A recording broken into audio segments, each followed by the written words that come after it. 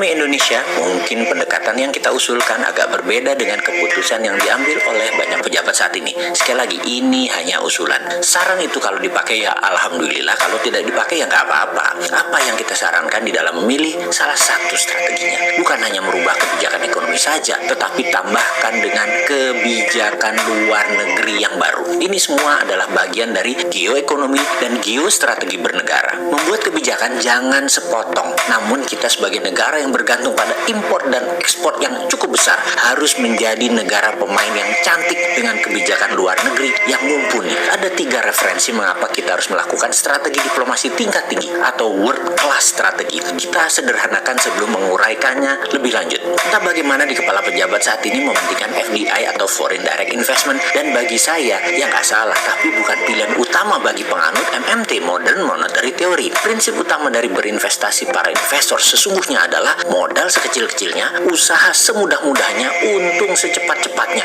Bisa dibayangkan kalau investor itu asing yang globalis. Mana mikir dia mau aset Indonesianya rusak, sumber daya alamnya habis, juga tidak mikir mau alih teknologi agar buruh Indonesia pinter, tidak juga mikir bagaimana buruh skillnya, keterampilannya naik. Kalau perlu semuanya high teknologi, sedikit tenaga kerja lokalnya. Lalu, sesungguhnya dengan pemikiran globalis sebagai investor, apa yang Indonesia sesungguhnya dapatkan? Rakyat itu dapat apa? Negara dapat pajak. Mereka investor pasti minta tax holiday dengan berbagai alasan. Sementara kalau tax holiday tidak ada atau insentif pajak tidak diberikan, maka jangan-jangan omnibus law secanggih apapun ya tidak akan seksi banget untuk FDI atau Foreign Direct Investment. Tetapi untung juga kalau ternyata FDI-nya sedikit yang masuk ke Indonesia saat ini. Jadi kita yang pendukung MMT yang prinsipnya lower tax atau kemudahan tax dan mendukung tax holiday, jadi terselamatkan aset sumber daya alam tidak kesedot semua dengan cara-cara yang kasar seperti itu. Jadi yang sudah diputuskan oleh banyak pejabat saat ini adalah tetap dukung investasi asing karena dalam tanda petiknya Indonesia perlu uang asing untuk membangun. Oke, silakan. Ini sekali lagi yang membedakan platform ekonomi bernegara saat ini yang dijalankan dengan teori kita, yaitu MMT, Modern Monetary Theory. MMT tidak memerlukan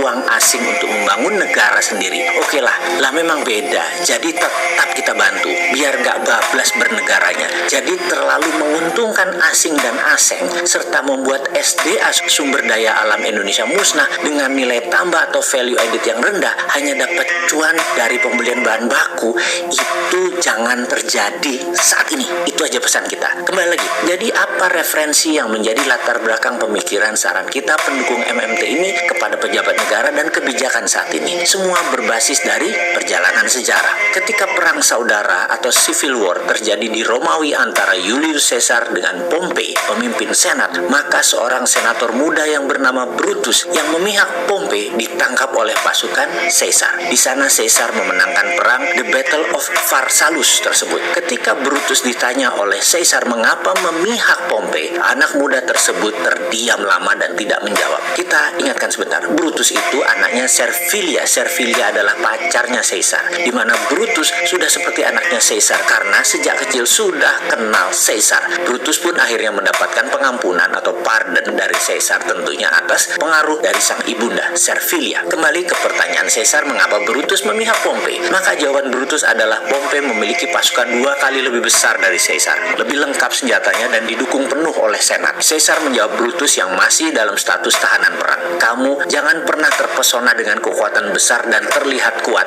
Berpihaklah kepada yang berpengalaman, militan, terbukti keterampilan prestasinya, karena yang begini punya kecenderungan menang. Sekarang kita dalam perang dagang Amerika Tiongkok harus hati-hati sekali. Diplomasi luar negerinya, lobby-lobby politiknya, kebijakan-kebijakannya hati-hati. Juga dalam hal ini sahabat, kita bebas menganalisa siapa Pompei pada saat ini, siapa Caesar pada saat ini dalam perang dagang Amerika Tiongkok. Kalian yang memutuskan siapa Pompei, siapa Caesar. Sejarah kedua, di awal perkembangan Eropa di tahun 1100-an maka ada sebuah wilayah kecil namun super makmur bernama Venesia. Posisinya strategis berada di tengah 2 negara besar, Yunani dan Romawi. Yunani menguasai sisi utara Laut Aegean dan sisi muka Samudra Atlantis. Sisi Romawi menguasai selatan Eropa sampai Afrika Utara. Venesia harus tepat memihak siapa dalam perang Thucydides Trap antara 2 negara besar tadi. Melihat posisi strategis kedua negara tadi, tadi, Venesia berada di tengahnya. Seperti Indonesia dengan Selat Malakanya dalam hal Tiongkok Amerika pada saat ini. Venesia membaca kekuatan militer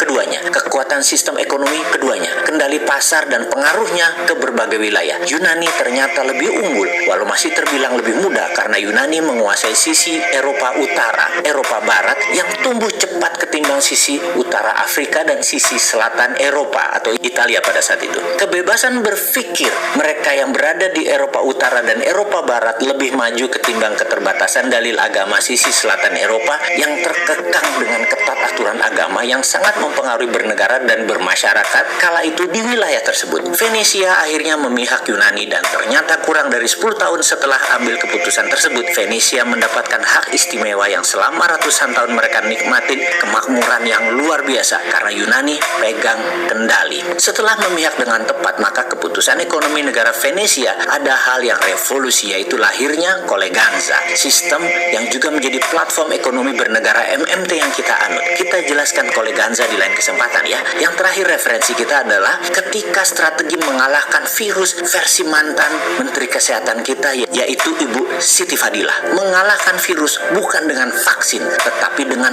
politik. Hal ini memerlukan penjelasan lebih rinci, namun saya yakin banyak yang paham maksud kita ini. Atau kita tambahkan, sama, memenangkan perang dengan diplomasi politik dalam perang dagang kali ini. Itu pun bisa.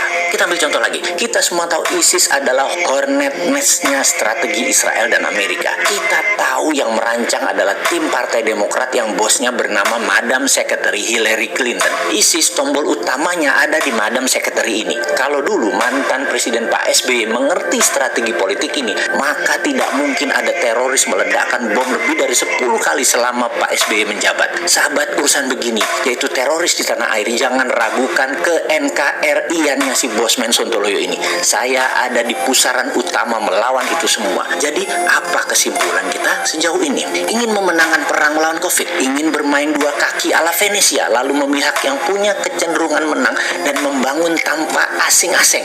Yuk kita diskusi. MMT selalu siap untuk dipakai kok. Bener deh. Ayo kita duduk bersama selesaikan masalah bangsa dan negara. Kalau duduk bersama tidak selesaikan masalah, yuk kita tidur bersama.